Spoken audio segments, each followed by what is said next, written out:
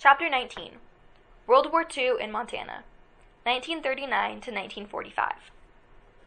The Big Picture. World War II changed the priorities of the entire nation and transformed many people's attitudes about themselves, one another, and their world. Life always changes in wartime, sometimes in big ways, sometimes in small ways. War changes economic activity and rearranges politics. It changes the way the government spends money. Sometimes it changes how people act and what they think. Sometimes people are arrested or suffer discrimination that they would not face if it were not wartime. And for people who go to war or send a family member, wartime experiences can change life forever. World War II, from 1939 to 1945, was the largest military conflict in the history of the world. The war involved countries in Europe, Asia, Africa, the Middle East, the Pacific Islands, and North America.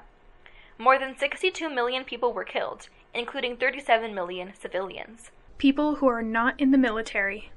The war changed the history of this country and many others. Even though World War II happened far away from Montana, it had an enormous effect on Montana's people. Europe becomes a battlefield. The war began in 1939 when Nazi Germany, led by Adolf Hitler, invaded Poland. Italy, Germany's European ally, quickly joined the fight. To stop Hitler's advance across Europe, Great Britain and France declared war on Germany. In 1940, the Nazis conquered Denmark, Norway, Luxembourg, Holland, Belgium, and France. Britain pleaded for help from the United States. Then, in 1941, Nazi Germany attacked the Soviet Union, now Russia and several smaller countries. The entire region, from North Africa to Russia, became a battlefield. On the other side of the world, in Asia, Japan had invaded China. Japan was also an ally of Germany. The United States supported China by sending weapons and money, and by refusing to sell any metals or oil to Japan. Americans watched with horror as the Nazis marched across Europe. Many Americans still had relatives there. President Franklin D. Roosevelt responded by doing everything he could to help Britain, short of declaring war and sending troops. The pressure to go to war was intense, but not everyone agreed it was the right thing to do. Montana Senator Burton K. Wheeler remembered the horrors of World War I. He knew this war would be even more bloody, and he did not want Montanans sent off to die in it. Most Montanans agreed with him. Then, on December 7, 1941, Japan bombed a U.S. Navy base at Pearl Harbor in Hawaii. This attack killed 2,300 American servicemen and 68 civilians. It damaged or destroyed 12 U.S. battleships and 188 military airplanes. The next day, the United States declared war on Japan. On December 11th, Japan's allies, Germany and Italy, declared war on the United States. The nation was swept up into the biggest war in human history. Jeannette Rankin, I will not vote for war. Montana's Jeannette Rankin, the first woman in Congress, see Chapter 16, had run for Congress again in 1940 on an anti-war platform. As war built up around the world, she hoped to keep the United States out of it. Montanans elected Rankin. At that time, most of them were against joining the war too. After Japan attacked Pearl Harbor, almost everyone's opinion changed. Senator Wheeler issued a statement to the press calling on Americans to lick the Japanese. But Rankin did not change her position. Killing more people won't help matters, she said. On December 8, 1941, President Roosevelt urged Congress to declare war on Japan. When it came time to vote, Rankin was the only member who voted against the declaration of war. War supporters were enraged. People called her a traitor. Leaders of her own Republican Party demanded that she change her vote, but she refused. She received death threats and had to have police protection. Yet others recognized her courage in the face of overwhelming opposition. Jeannette Rankin never again ran for Congress. For the rest of her life until she died in 1973, she worked for peace. Montanans go to war. Many Montanans had joined the military during the Great Depression, when there were few other jobs. Now thousands more signed up, 40,000 Montana men and women in the first year alone. By the war's end, 57,000 Montanans had served, almost 10% of the population. Just like in World War I, Montana sent a greater percentage of its people than almost any other state. More than 1,500 Montanans died in the war. More women served in the military in World War II than in any previous war in U.S. history. Nearly 400,000 American women served in the Army and Navy Nurse Corps, in the Women's Army Corps, WAC, and in the Navy, WAVES, Coast Guard, SPARS, and Marine Corps Women's Reserves. Women Air Force service pilots, WASPs, who were not officially members of the military, provided important support. Women like Marty Volkominer of Great Falls and Margaret Holdon of Riedel joined the WASPs and became pioneers in female aviation. More than 1,500 members of the Montana National Guard became part of the 163rd Regiment of the U.S. Army. Many of them were teenagers. Even though 17 was the minimum age to enlist, many boys lied about their age. Howard McKinney of Bainville was 14 when he enlisted. Leslie D. Sliter of Kalispell was 16. It never occurred to me at the time that the National Guard could be sent out of the country to fight overseas, Sliter said later. The 163rd included National Guard members from Montana, Wyoming, Oregon, and Washington, including American Indians from every Montana reservation. These men served some of the toughest duty in the war. They shipped out to New Guinea and other remote islands in the South Pacific. Heat, humidity, biting insects, and the fevers of malaria, a tropical disease transmitted by mosquitoes, were almost as bad as the battles. It could rain 10 inches in one night, filling the shallow trenches where soldiers hid. The water was undrinkable. The men of the 163rd sometimes fought in hand-to-hand combat in jungle so thick they could barely see 5 yards in front of them. At times, the fighting was so intense that the army could not get food to the soldiers. In one 3-week battle, the 163rd Regiment lost 923 soldiers. American Indian Code Talkers. American Indians brought a special skill to the war, native languages that no one else could understand. Military outfits on both sides transmitted strategic information by code to make it harder for the enemy to understand. Both sides struggled to come up with codes that their enemies could not break. Two Crow brothers, Barney and Henry Old Coyote, flew bombing missions for the Army in Europe and North Africa. They radioed to one another in Crow, exchanging strategic war information that Germany could not decode. Sioux, Choctaw, Comanche, and Navajo Indians also became code talkers, transmitting important information throughout the war. The men who would not kill. Conscientious objectors. Throughout American history, there have been some citizens who have refused to kill other people for any reason, even war. Most of these pacifists, people who are opposed to war or other kinds of violence for any reason, were members of Hutterite, Mennonite, Quaker, or Brethren churches. These were called peace churches because they taught their members always to work for peace. The government called people who refused military service on religious grounds conscientious objectors because their consciences drove them to object to war. Instead of fighting, conscientious objectors served as medics on the front lines or by performing crucial and sometimes dangerous work at home. Many of Montana's Hutterite and Mennonite men performed alternative service. During World War II, several groups of conscientious objectors came to Montana to fight fires, using a technique called smoke jumping, parachuting out of an airplane into a fire zone to help fight fires. Smoke jumping was a brand new technique. Some considered it as dangerous as warfare. Montana, a strategic spot in the war. Even though the war happened far away, Montana was an important part of it. Montana's weather and topography, land features, made it an ideal training ground for military operations in remote mountainous areas. One special Army unit, the top-secret 1st Special Service Force, trained at Fort William Henry Harrison on the edge of Helena. They trained along the Continental Divide, practicing for dangerous missions in Arctic conditions. They were called the Devil's Brigade because of their reputation for fierce fighting.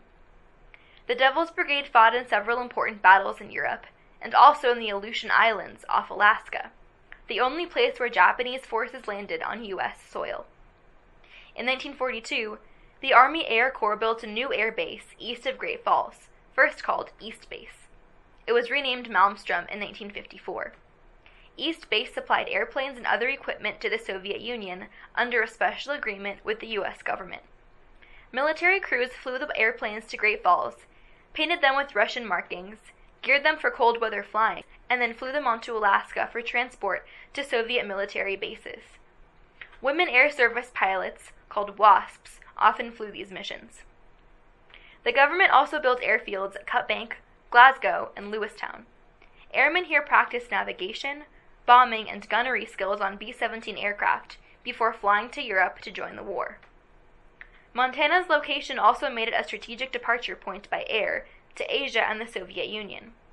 And in 1942, the Army Corps of Engineers began building a road connecting Fairbanks, Alaska, to the lower 48 states.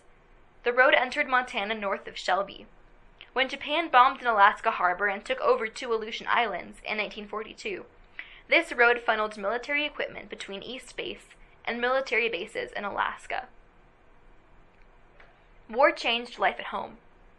The war brought the end of the Great Depression in Montana. Suddenly, the military needed lumber for building materials, copper for ammunition, telephone and telegraph wires, coal for heat, oil for fuel and lubricants, and chrome for many uses.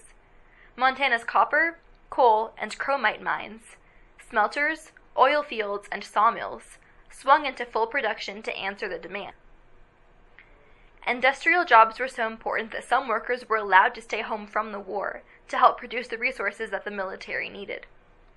Between 1942 and 1945, the U.S. military purchased nearly $25.3 million worth of Montana's industrial and agricultural products, about $282 million today. After 20 years of drought and depression, Montana's economy roared back to life. The government also became the biggest food buyer in the country. The military purchased large amounts of Montana-grown wheat, beef, and other agricultural products. It controlled the price so it would not have to pay too much. Like industrial workers, some farmers were also excused from military service so they could stay home and produce food. At the same time, the long drought ended. Rains returned to Montana's farmland. Many farmers said 1943 was the best year they had ever seen. Between 1940 and 1948, Montana's agricultural profits increased 188%. Farmers and ranchers paid off loans and bought more land to make their operations even more profitable. Tragedy in the midst of war. Smith Mine disaster. Some soldiers looked down on men who took jobs in the mines rather than joining the army, but miners also faced great danger. The worst coal mine disaster in Montana history happened on February 27, 1943. An open flame touched off an explosion at the No. 3 Smith Mine in Washoe, near Red Lodge. The explosion erupted deep underground and was powerful enough to knock a 20-ton locomotive off its tracks a quarter-mile from the mine. Of the 77 miners who went to work that day, only 3 survived. The disaster was a terrible blow to the communities of Red Lodge and Bear Creek. It left 58 widows and 125 fatherless children. One Bear Creek woman lost 11 relatives in the explosion. After that, the mines around Bear Creek and Red Lodge closed permanently. Government control increases. The war became Montana's top priority.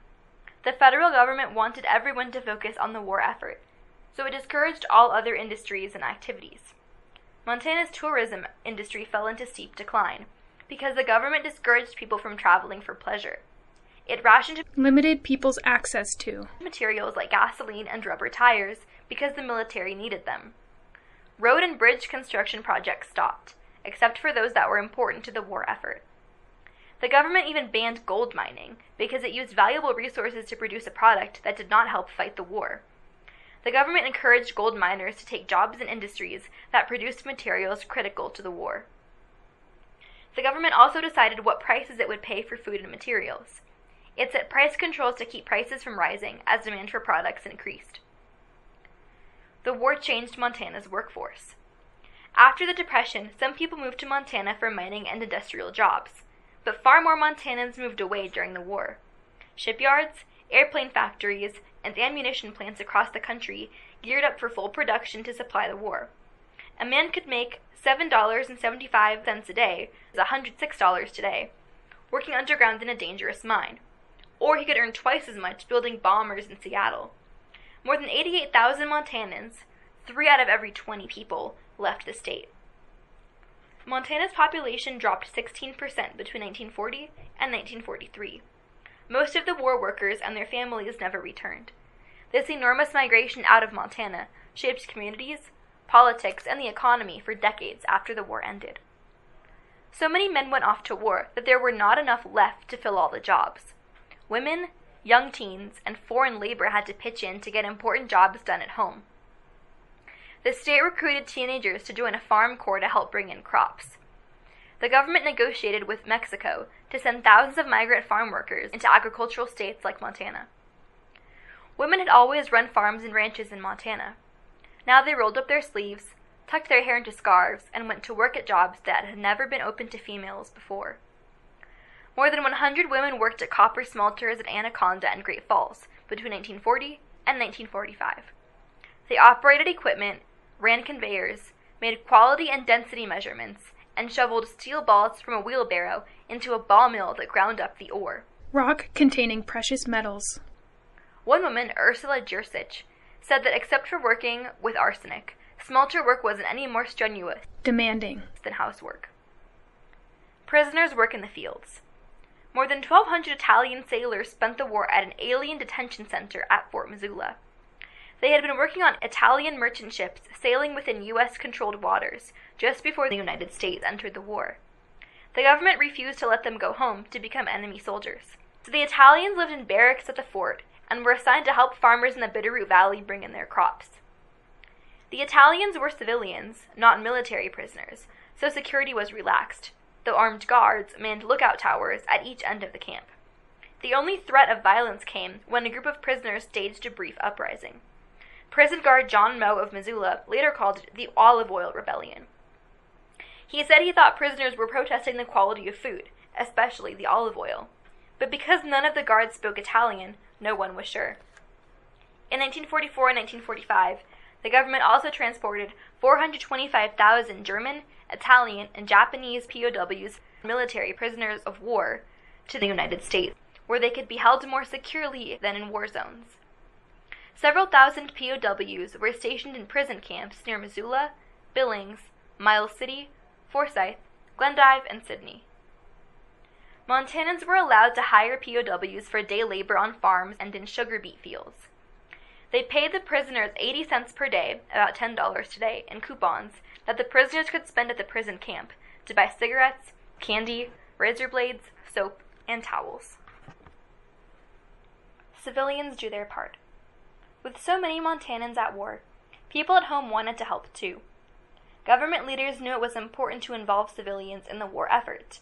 They created several ways to keep people active and committed to the war.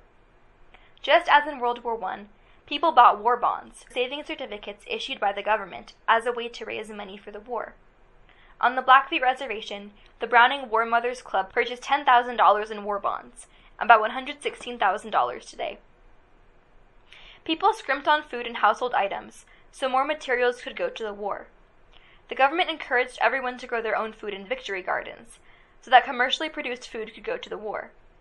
At one point during the war, 1/2 of the vegetables consumed in America came from victory gardens. Government agencies also sponsored scrap drives. Campaigns to get people to turn in household items, rubber, or metal for reuse by the military. The government called on citizens to turn in old tires, garden hoses, rubber boots, and other rubber items so they could be recycled into tires for military jeeps and airplanes. Youth groups like Campfire Girls collected used household fat for military use. Military contractors extracted glycerin, a syrupy ingredient in fats and oils, from it to use in explosives. Buying war bonds, contributing to scrap drives, and donating their time helped promote patriotism and war awareness among citizens. In 1942, the government began rationing tires, gasoline, and food, like sugar, meat, and butter. It distributed ration books and gave each family a certain number of stamps for different products. You could buy only as much of an item as you had stamps for. Most people could buy only 5 gallons of gasoline per week. Anyone caught disobeying could be put in jail or fined. Ann Allen of Great Falls, who was a young homemaker during the war, said, "When the meat ran out, we did without." She said she missed chocolate cake the most. Patrolling for danger. Right after Japan bombed Pearl Harbor, people worried that attacks on the United States might continue. Some people also fear that Japanese or German spies might sabotage, Deliberately destroy. important operations, like dams, bridges, and public utilities, or might even bomb U.S. cities. Great Falls and Billings posted guards at airports, power plants, and water supplies. Firefighters and police officers remained on alert in case of emergency. Some citizens even posted watch on Montana hilltops, searching the skies for enemy planes. The only enemy craft that did land in Montana were balloon bombs. Balloon bombs were small explosives attached to hydrogen balloons. The Japanese military floated these balloons into the skies, hoping they would drop down over the western United States and start forest fires. At least 30 balloon bombs landed in Montana, but they did not start any major fires or hurt anyone. However, one bomb that fell in Oregon did kill 6 people. Prejudice against Asians turns into fear. Asians had faced widespread prejudice, a preformed negative opinion, in America since the late 1800s. After Japan bombed Pearl Harbor, that prejudice turned to fear. Some people began to suspect all Japanese Americans of being enemy agents. In 1942, the U.S. government forced all Japanese Americans on the West Coast, 110,000 men, women, and children, to move out of their homes and live in relocation camps, prison camps, until the war ended. These were not POWs. Most of them were American citizens born in the United States. Many of them lost their homes, businesses, and everything they owned. About 1,000 Japanese American prisoners were temporarily held at Fort Missoula. But none of Montana's 500 Japanese Americans was imprisoned. Montana was a landlocked state, unlikely to be invaded by Japan, so it was not included in the imprisonment program. However, Montanans of Japanese descent did lose their jobs and suffer other kinds of discrimination. In railroad towns like Miles City and Whitefish, Japanese American railroad workers were fired. In Superior, a patriotic mob nearly hanged 5 Japanese American railroad workers. The local sheriff had to take the 5 men to jail just to protect them. And in Three Forks, Tom Oye lost his job at the Trident cement plant, even though his son was serving as a U.S. Army combat soldier. Some white Montanans helped their Japanese neighbors during this time of fear and suspicion. After the attack on Pearl Harbor, the U.S. government closed down all Japanese-owned businesses. When federal agents closed down a popular Wolf Point restaurant owned by Tom Kurokawa, neighbors rallied to Kurokawa's defense. The agents confined the family to their home for a week, while they investigated Kurokawa's background. Every day until the restaurant reopened, neighbors watched over the place to make sure no damage was done. Montana's representative in Congress, Mike Mansfield, defended Japanese Americans. He said in Congress that citizens of Japanese descent were as loyal as any other Americans and deserved to be treated with dignity. To hear somebody of that stature make a statement like that in a public meeting gave us a lot of heart and encouragement, remembered Henry Muneta, a Japanese American from Harlowton. Soldiers returned to a new life. On May 7, 1945, Germany surrendered. In August, the United States dropped atomic bombs on 2 major cities in Japan, Hiroshima and Nagasaki. A few days later, the Soviet army wiped out 1 million Japanese soldiers in China. These events drove Japan to surrender on August 15, 1945. The biggest war in human history was over. America was jubilant. The United States and its allies had won the war. Though bombs and battles had devastated much of Europe and killed 23 million people in the Soviet Union, the United States emerged as an economic and political superpower. Rations were lifted, gasoline and supplies were plentiful again, and the surviving soldiers started coming home. The war changed people. The war changed Montanans. Many young people had been to foreign lands and had life-changing experiences. Hundreds of Montanans had to adjust to war injuries. Some had been in horrible battles and came home with tangled-up emotions that took a long time to heal. Some returning veterans, people who have served in the military, felt dread and anxiety about the world after the war. They had witnessed the unbelievable inhumanity of the concentration camps, where Nazis had imprisoned and killed 11 million people. Some had witnessed the devastation of Hiroshima and Nagasaki after the atomic bombs that killed around 210,000 Japanese men, women, and children. After these horrors, people wondered if life would ever feel normal and peaceful again. Yet others felt elation. They had fought for their lives and survived. As one veteran of Montana's 163rd Regiment said, "We came home healthy, happy, and alive. We were ready to set the world on fire." Not everyone did come home. More than 1,500 Montanans died in the war, and of the 88,000 who moved away for war jobs in other places, very few came back. The war changed Montana's American Indians in several ways. Young men and women from each reservation had traveled and seen other cultures firsthand, both good things and bad things. Their experiences gave them a different perspective on life on and off the reservation. Indian soldiers' wartime accomplishments gave many of them a strengthened sense of identity and confidence. Many had earned the respect of their comrades in the military, yet they returned home to the same prejudice and misunderstanding that had colored their lives here before they left. This made many Indian veterans think about working for civil rights, fundamental rights guaranteed in the U.S. Constitution, in the post-war years. Wartime experiences changed Montana's women, too. Women had taken industrial jobs they had never held before. Many expected at first that they would work only while the men were away and would give up their jobs when the war was over. But by the end of the war, some refused to give up the independence, respect, and income they had earned during the war to go back to their old lives.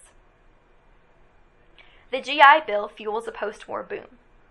What if someone told you that you could go to college or trade school for free, buy a house cheaper than renting, and get a year's worth of federal unemployment checks while you figured out what you wanted to do? You might feel pretty optimistic about your future. At the end of the war, the federal government realized it needed to help its 11 million veterans adjust to civilian life. In 1944, Congress enacted a law known as the GI Bill of Rights. GI is a nickname for a U.S. serviceman or servicewoman. It is short for government issue. Pulitzer Prize-winning author Edward Humes later called the 1944 GI Bill the most enormous, far-reaching, life-changing government program in the history of the world. The GI Bill gave veterans free tuition to attend college or technical school, and low-interest loans to buy their own homes and invest in businesses. It paid unemployment compensation to veterans while they looked for jobs, and it provided health care, counseling, and other services to help veterans readjust to civilian life after the war. With help from the GI Bill, 7 million Americans enrolled in college. Millions more bought new homes for their families, invested in businesses, and boosted economic activity across the country. The GI Bill had a huge effect on the U.S. economy for many years. In Montana, the surge in college enrollment caused dramatic growth of both the University of Montana and Montana State University. Missoula and Bozeman boomed. So did other communities, as contractors quickly built new houses for the returning veterans to buy with home loans provided by the GI Bill. And hundreds of farm families paid off their farms, bought new equipment, and joined in the nationwide economic boom. Not everyone received equal benefits from the GI Bill. African American, American Indian, and female veterans had a harder time getting loans, enrolling in college, and claiming other benefits, even though they had worked as hard and risked as much as white male soldiers. This is one reason that African Americans, American Indians, and women began fighting for equal rights in the 1950s. With the benefits of the GI Bill, with new houses and jobs opening up, and with a renewed sense of confidence and accomplishment, Montanans looked ahead with optimism. How it worked. The Dogs of War. Dogs joined World War II, too. While families collected scrap metal and donated rubber tires to the war effort, hundreds of them also volunteered their dogs for the Army's Dogs for Defense program. Dogs for Defense set up 5 war dog training centers in the United States. One training center opened at a former Civilian Conservation Corps camp near the mining town of Remini, west of Helena. Remini, on the slopes of the Continental Divide, had long winters and deep snows. It was the perfect place to train officers and dogs in Arctic rescue and survival techniques. About 235 people worked there during the war, training between 700 and 900 Huskies, St. Bernards, Newfoundlands, Great Pyrenees, and other breeds. The first purpose of the dog training camp was to prepare dogs to accompany the 1st Special Service Force, the Devil's Brigade, on a top-secret mission into the mountains of German-occupied Norway. When the military canceled that mission, the dogs switched jobs. Next, trainers taught the canine force to rescue pilots who had crashed in remote regions of Alaska, Canada, and Greenland. A few dogs learned to parachute out of airplanes, and many got hurt in the effort. Others learned to pull sleds and carry packs full of supplies. These Arctic search and rescue units saved many lives during the war. There was a wonderful sense of satisfaction, remembered Stuart Mace, one of the dog trainers. We were privileged to be participating in a process of saving lives rather than taking them. In wartime, this is a real privilege.